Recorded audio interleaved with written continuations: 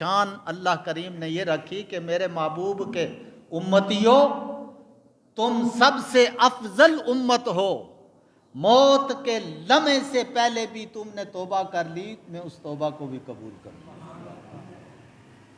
یہ اس امت کی عظمت اور شان۔ اور اللہ کریم نے فرمایا توبوا الی اللہ ایھا الناس، اے لوگو اللہ کی طرف رجوع کرو۔ بس یہ جملہ اگر ہماری سمجھ میں آ جائے، انسان دنیا میں بھی کامیاب، قبر میں بھی کامیاب، حشر میں بھی کامیاب ہے۔ اگر یہ جملہ سمجھ نہ آئے تو پھر کوئی شخص نہ دنیا میں، نہ قبر میں، نہ حشر میں، ناکامی ہی ناکامی۔ توبوا الی اللہ، ہم نے اس کو فراموش کیا، اس کو چھوڑ ہی دیا۔ کوئی مصیبت آئے اپنے پڑوسی کی طرف دوڑتے ہیں، اللہ کی طرف رجوع نہیں کرتے۔ ہم کسی دولت مند کے دروازے کو دستک دیتے ہیں، پر اللہ کے دروازے پر کبھی دستک نہیں دیتے، جس کے ہاتھ میں کائنات کی باغ ڈور ہے، جتنا چاہے ڈھیل دیتا رہے، جب چاہے جھٹکا دے تو قدموں میں آ کے گر جاتا ہے۔ یہ انسان ہے، ڈھیل دیتا رہے۔ بعض تو وہ نفوس قدسیہ خوش نصیب ہیں کہ اس کی بارگاہ میں رجوع کر کے اس کی بارگاہ میں سرخرو ہو جاتے ہیں، اور بعض وہ بد نصیب ہوتے ہیں کہ جنہیں ڈھیل ملتی ہے وہ سمجھتے ہیں ہم تو آزاد ہیں، پھر وہ گناہوں میں لت پت ہوتے ہیں، پھر اس کی انتہا تک جاتے ہیں۔ اچانک پھر مالک رسی کو کھینچتا ہے، لقمہ اجل بنتے ہیں، قبر میں جاتے ہیں، دامن خالی ہوتا ہے، پلے کچھ نہیں ہوتا۔ پھر جس کے پلے نیکیاں نہ ہوں گی اس کے ساتھ اس کا معاملہ بھی اللہ نے قرآن کے اندر رکھ دیا، اور جو نیکیاں لے کر جاتا ہے اس کی عظمت اور شان بھی قرآن میں ذکر۔ مقصد یہ، خوشی ہو یا غمی، مفلسی، غربت ہو، مسکینی، کچھ بھی ہو، توبوا الی اللہ، اللہ کی طرف رجوع کرو۔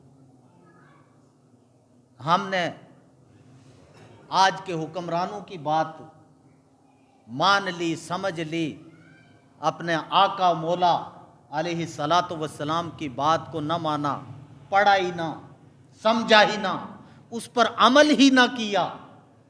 اللہ کے رسول فرماتے ہیں کہ اے میرے امتیوں، تم دیکھتے نہیں کہ صحابہ اکرام پر، اہل بیت اطہار پر مصائب کے پہاڑ ٹوٹے، اور وہ سیسا پلائی ہوئی دیوار بن کر اللہ کی طرف رجوع کرتے، ان کی ساری مصیبتیں ٹل جاتی، وہ سرخرو ہو جاتے تھے۔ تم نے دیکھا نہیں جو تمہارا رہبر، رہنما بن کر آیا، جس کے بارے میں اللہ نے جبریل امین کو بھیج کر یہ حکم فرمایا کہ اللہ کا سلام بھی ہو، اور اللہ کا پیغام یہ ہے کہ اگر آپ چاہیں تو احد پہاڑ سونا بن کر جہاں آپ جائیں ساتھ وہ پہاڑ چلتا رہے، جتنا ضرورت ہو اتنا استعمال کر لیں، اپنے مصرف میں لائیں۔ اللہ کے رسول نے حشر تک اپنی امت کو پیغام دیا، الفقر فخری، اے جبریل اللہ کا سلام دل و جان سے قبول کرتا ہوں، پر دوسرا جملہ یہ ہے میں یہاں کوئی دولت جمع کرنے تو نہیں آیا، مجھے فقیری پر فخر ہے۔ یہی بات ہے کہ عائشہ صدیقہ رضی اللہ تعالی عنہا بیان فرماتی کہ ہفتوں ہفتے اللہ کے رسول کے گھر میں چولہا گرم نہیں ہوتا تھا، اور صحیح ستہ کی حدیث ہے کہ بارہا اللہ کے رسول نے اپنی ازواج مطہرات کے ساتھ، اولاد پاک اطہار کے ساتھ مل کر کئی مہینے دو چیزوں پر گزارا کیا، ایک کھجور اور گھونٹ پانی کا۔ آج کیا ہو گیا امت کو؟ کن کے سامنے دامن پھیلا رہے ہیں؟ کن بارگاہوں کی طرف رجوع ہو رہا ہے؟ اور جہاں رجوع کیا جا رہا ہے، قرآن کہتا ہے وہ تمہارے سب سے بڑے دشمن ہیں۔ اور اس سے بڑی دشمنی کیا ہوگی؟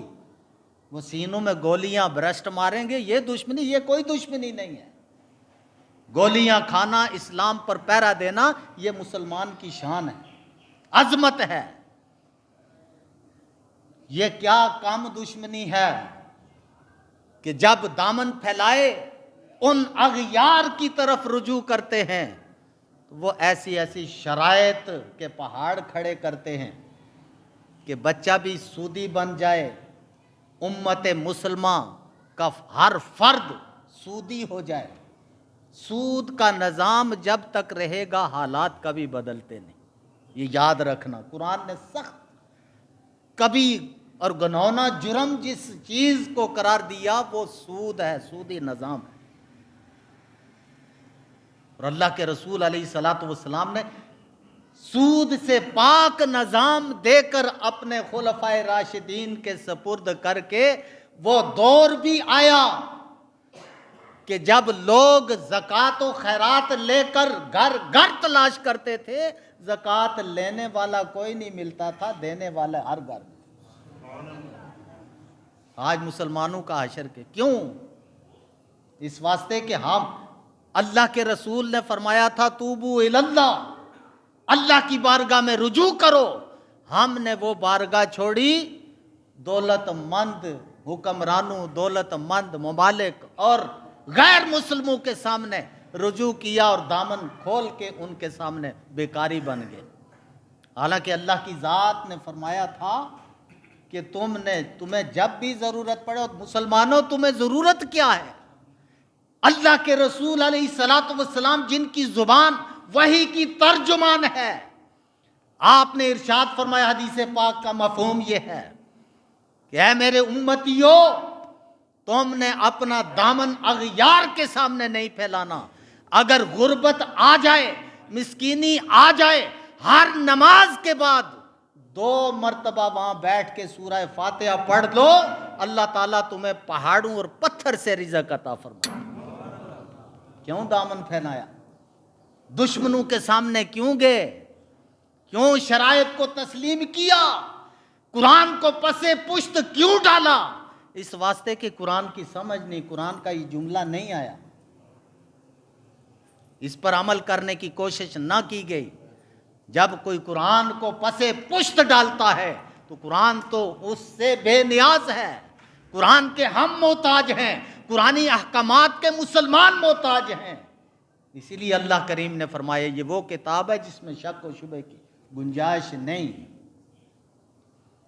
اللہ نے فرمایا توبو اللہ، مصیبت آئے کیا کرو؟ توبو اللہ، اللہ کی طرف رجوع کرو۔ غربت آئے توبو اللہ، اللہ کی بارگاہ میں رجوع کرو۔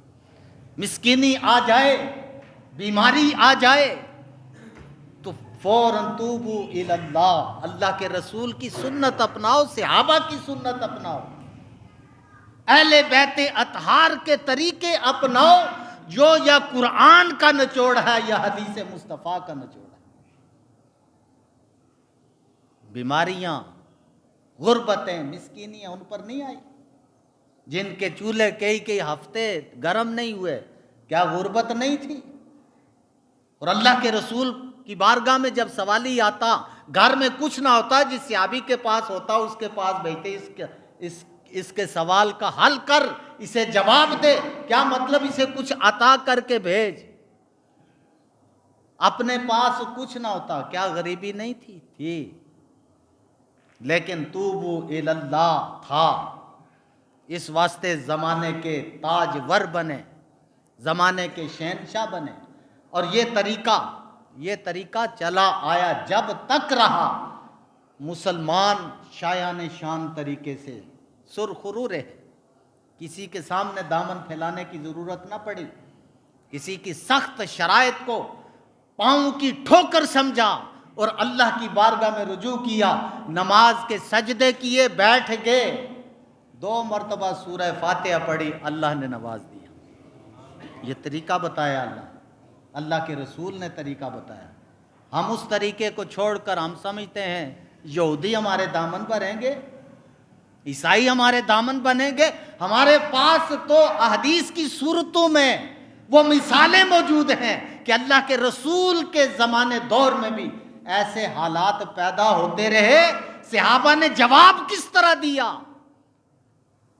یہ جواب وہی دے گا جو صحابہ کی سیرتوں کو جانتا ہو، جو صحابہ کے خلیفہ بنتے وقت کے خطبوں کا مطالعہ کرے گا تو پھر اسے سمجھ آئے گی کہ حکمرانی کیا ہوتی ہے، رعایا کی خدمت کس طرح کی جاتی ہے۔